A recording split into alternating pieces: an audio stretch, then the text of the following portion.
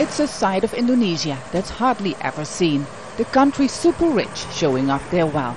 Hengki Setiawan takes off in one of his 70 cars, most of them expensive classic and sports cars. Setiawan, who calls himself the voucher king, is one of Indonesia's new super rich.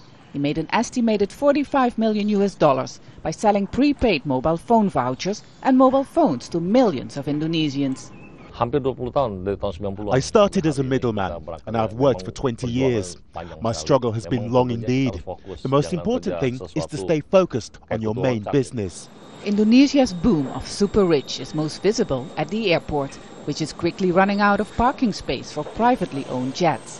While 5 years ago only 10 Indonesians owned a plane, now more than 40 have one or more jets, making Indonesia the fastest growing market for private planes in Southeast Asia. A family party somewhere in Europe that we have to deploy like 4 or 5 jets, and well, I cannot tell you actually how much they have to pay, because somehow we need to dissuade our customers. But that was quite expensive. Very expensive. This is even one of the smaller planes, but it's still very comfortable. It has a bedroom, it has a bar, and it has all means of communication on board. To buy a plane like this, you have to pay at least $30 million. Something new Indonesian rich simply pay cash. The sudden increase of privately owned jets is the best proof that more and more Indonesians are becoming very rich. While nearly half of Indonesians still live on around $2 a day, and the average per capita annual income last year was only $3,000, Globe Asia's 150 rich list shows that the wealth of rich Indonesians has multiplied in only a few years. You have an emerging middle class, which means that consumption is rising rapidly.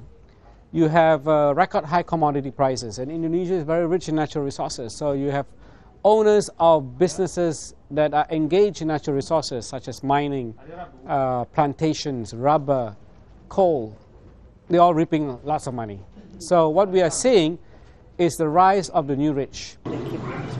The World Bank predicts that despite a worldwide economic downturn, Indonesia's growth will continue. Businesses like Hengki Setiawan's mobile phones solely depend on a domestic market, which for now is growing every day, meaning the voucher king can relax and enjoy his hobbies. Vaessen, Al Jazeera, Jakarta.